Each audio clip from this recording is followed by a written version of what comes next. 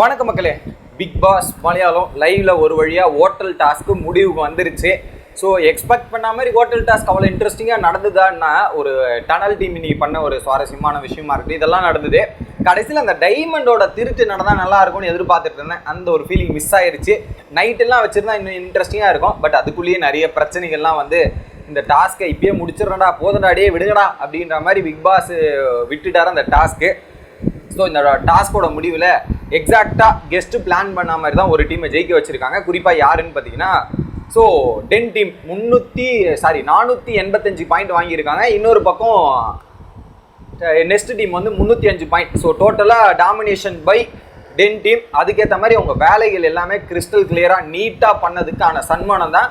So அடுத்த power டீமாக அவங்க ஆனால் ரொம்ப ரொம்ப சந்தோஷமாக இருக்கும் அப்படின்றது தான் எல்லாரோட கருத்தாக இருக்கும், எல்லாரோட எதிர்பார்ப்பாக இருக்கும். அதுதான் காமன் ஃபேக்டர்னு நான் நினைக்கிறேன்.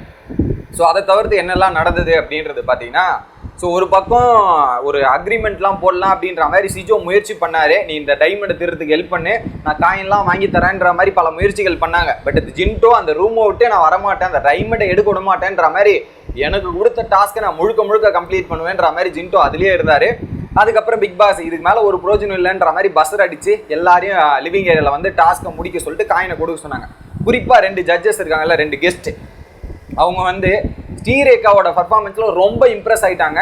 குறிப்பாக இன்னைக்கு போட்ட கெட்டப்பில் மாறவே இல்லை. டெய்லியும் ஒவ்வொரு கெட்டப் போட்டு வராங்க. அதுவும் இன்னைக்கு போட்ட கெட்டப்பில் அதே ஸ்லாங்கில் அதே வாய்ஸில் எப்போ பேசினாலும் அதே மாதிரி லாங்குவேஜ் பேசி எங்களை ரொம்ப இம்ப்ரெஸ் பண்ணது ஸ்ரீரேகா. பெஸ்ட்டு பர்ஃபார்மர்னா அவங்க தான். அந்த டாஸ்க்கை பொறுத்தவரையும் பெஸ்ட்டுன்னா ஸ்ரீரேகா அப்படின்ற மாதிரி பயங்கரமான பாராட்டுகள் ஸ்ரீரேகா கொடுத்தாங்க. காயினும் ஒரு பக்கம் அதிகமாக கொடுத்தாங்க. ஜாஸ்மினுக்கும் பயங்கரமான பாராட்டுகள் ஸ்வேதா கொடுத்தாங்க. குறிப்பாக அந்த வெளியே போயிட்டு அந்த ஸ்ட்ரகிளில் ஒரு பொருள் நுடைஞ்சதுல அதுக்கு முன்னாடி ரோபோட்டாக பண்ணதெல்லாம் கலக்கிட்டமானி அப்படின்ற மாதிரி ஜாஸ்மினுக்கும் பயங்கரமான பாராட்டு. அடுத்து ஸோ இந்த கிளீனிங் டீம் சொல்லவா வேணும். டென் டீமை வந்து ஜின்டோ வந்து ஒரு துளி தூசு கூட இல்லாமல் அவ்வளோ க்ளீன் பண்ணார். அவ்வளோ அழகாக அவ்வளோ நீட்டாக கிறிஸ்டல் கிளியராக பண்ணது ஜின்டோ அப்படின்ற மாதிரி சகுமான் சொன்னதாக இருக்கட்டும், அர்ஜுன் பண்ணதாக இருக்கட்டும், பாத்ரூமில் நான் வேணுத்துக்கிட்டே டிஷ்யூலாம் போட்டேன் அதெல்லாம் கூட க்ளீன் பண்ணி பயங்கரமாக பண்ணது என்னன்னா டென் டீம் தான் அப்படின்ற மாதிரி அவங்களுக்கும் பயங்கரமான ப்ரைஸஸ் இதெல்லாம் ஒரு பக்கம் சொல்லி இந்த 2 டீமுமே பயங்கரமான பாராட்டுகள் கிடைச்சிது. என்னதான் டாஸ்க்கை விட்டு வெளியே போயிருந்தாலுமே டனல் டீம் வெளியே இருந்து என்ன பண்ண முடியும் அப்படின்ற மாதிரி அவங்களும் பயங்கரமாக என்டர்டைன்மெண்ட் பண்ணி இதெல்லாம் பண்ணாங்க. பட் பிக் பாஸ் வந்து அந்த காயின் கொடுத்தாருல, சபுமானும் ஸ்வேதாவும் அந்த காயினை வந்து திரும்ப கலெக்ட் பண்ண வச்சிட்டார். ஏன்னா அந்த காயினுக்கு யூஸே இல்லை அப்படின்றது பிக் பாஸ் தான் ஆல்ரெடி சொல்லிட்டாரு, நீங்கள் அந்த டாஸ்க்கை விட்டு வெளியே போயிட்டீங்கன்ட்டு. ஸோ அதனால் என்ன பண்ணிட்டாரு, காயின்லாம் கலெக்ட் பண்ணி 2 டீமுக்கும் பாதியாக பிரித்து கொடுத்துட்டாங்க. ஒரு பக்கம் ஃபைனலாக வந்து ஒரு அபிப்பிராயம் பண்ணுங்க, ஒரு ஹோட்டலை பற்றி உங்களோட அபிப்பிராயம் என்னன்ற மாதிரி கெஸ்ட்டை சொல்லும் போது பார்த்தீங்கன்னா ஹோட்டல்லாம் ஓகே, பட் இந்த ஓனர்ஸ்லாம் வந்து கொஞ்சம் சென்சிட்டிவாக இந்த டாஸ்க்கை வந்து ரொம்ப ஹேண்டில் பண்ணுறது கொஞ்சம் நல்லா பெட்டராக ஹேண்டில் பண்ணியிருக்கலான்றது ஓப்பனாக சொல்லிட்டாங்க.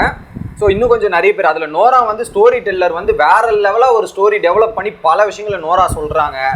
அப்புறம் ரேஷ்மின் வந்து என்னை நல்லா பார்த்துக்கிட்டாங்க அப்படின்ற மாதிரிலாம் ஒரு பக்கம் ஸ்வேதா மேனன் பாராட்டி போயிருந்தாங்க. அன்சிபா ரொம்ப அப்செட்டாக இருக்காங்க, அது எனக்கு தெரிஞ்சுது. ஸோ அவங்கள டேக் கேர் பண்ணணுன்றதுக்காக நான் சொல்லிட்டு இருந்தேன்.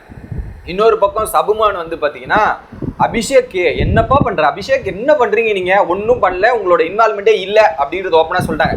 பின்னாடி போய் பேச சொன்னீங்கன்னா நல்லா பேசுவார் சார். அவர் உட்காந்து நேரில் ஒரு டாஸ்க்கை பண்ண சொன்னால் எனக்கு டாஸ்க்கு பண்ண விருப்பம் இல்லை, அப்புறம் எதுக்கு பிக் பாஸ் வந்தேன், எதுக்கு வந்த பிக் பாஸுக்கு முதல் நாள் வந்து அப்படியே ஒரு டைலாக் ஃபயர் விட்ட உடனே இப்போ போக அபிஷேக் என்ன பண்ணுறீங்க நீங்கள் அப்படின்ற மாதிரி தான் இருக்குது. இன்னொரு பக்கம் வந்து நோராவோட ஸ்டோரியில் ரொம்ப இம்ப்ரெஸ் ஆகிட்டு இருக்காரு. ஒரு காரணத்தை எவ்வளோ டீட்டெயிலாக எக்ஸ்பிளைன் பண்ண முடியுமோ அவ்வளோ அழகாக எக்ஸ்பிளைன் பண்ணி அதுக்கு பல ஆங்கிள்லாம் கொடுத்து நோரா நீ கலக்கரமாக போமா அப்படின்ற மாதிரி நோராக்கும் பயங்கரமான பாராட்டுகள் ஒரு பக்கம் சகுமனும் கொடுத்தாரு. இதில் வந்து பயங்கரமான பாராட்டுகள் வாங்கினது யாருன்னா ஜின்டோ டீம், ஸ்ரீரேகா, ஜாஸ்மினை வந்து ஸ்வேதா மேடம் நல்லா பாராட்டினாங்க, சபுவன் பாராட்டல. அதை தவிர்த்து நோரா 2 சைடும் ஒரு பக்கம் பாராட்டுகள் கிடைச்சிருக்கு அப்படின்றது. ரிஷியை வந்து ஒரு பக்கம் வந்து ரிஷி வந்து ஒரு கன்ஃபியூஸ்டு ஸ்டேட்டில் ஒரு முடிவே எடுக்க தெரியாமல் ஹெச்ஆர் தான் ஒரு மெயின் பவர், ஹெச்ஆர் தான் அங்கே ஒரு ஆஃபீஸ்னா ஹெச்ஆர் தான் மெயின், அந்த மாதிரி ஹெச்ஆர் அவரோட டிசிஷன் கரெக்டாக எடுக்கணும். ரிஷிக்கு அந்த டிசிஷன் எடுக்க முடியாமல் சில விஷயங்கள் இப்படிலாம் நடந்திருக்கு.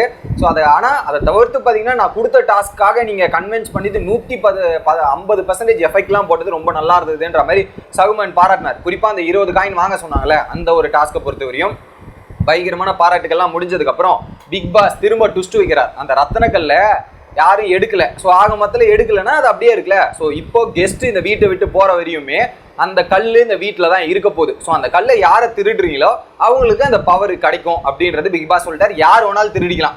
ஒரு பக்கம் பவர் டீம் மாறிட்டும் யார் வேணாலும் திருடினா. பவர் டீம் திருடி ஒரு பயனும் கிடையாது. பவர் டீம் இல்லாத இருக்கவங்க திருடி அந்த காயினை யார் கடைசியா பிக் பாஸ் சொல்லும் போது அந்த கடைசியில் யார் கையில் அந்த டைமண்ட் இருக்கோ அவங்க தான் இந்த டாஸ்கோட வின்னர். ஸோ இதுக்கு பல திட்டங்கள்லாம் ஒரு பக்கம் போட்டுட்டு இருக்காங்க. அது என்ன நடக்குது ஏது நடக்குதுன்றத அடுத்தடுத்த வீடியோவில் பார்ப்போம். ஸோ ஒரு வகையில் டென் டீம் ஜெயிச்சதில் நீங்களும் சந்தோஷமா இருப்பீங்கன்னு நினைக்கிறேன். நானும் சந்தோஷமா இருக்கேன். ஏன்னா டென் டீம் வந்து சூப்பராக பண்ணாங்க. குறிப்பாக அந்த ஜின்டோ அர்ஜுனா இருக்கட்டும், உட்காராம நேற்றுலாம் வந்து அவ்வளோ நீட்டாக ஒரு ஹோட்டல்லாம் எப்படி இருக்குமோ அந்த அளவுக்கு வந்து நிஜமாக கிளீனிங்கில் கலக்கிட்டாங்க. வேற லெவல் எஃபெக்ட் போட்டது அர்ஜுன் மற்றும் ஜின்டோ அப்படின்றது மிகப்பெரிய பாராட்டுகளும் கிடைச்சிருக்கு. அவங்களுக்கு வெற்றியும் கிடைச்சதுல நான் ரொம்ப சந்தோஷம். நீங்களும் ஹாப்பியாக இருப்பீங்கன்னு நினைக்கிறேன். Bye guys.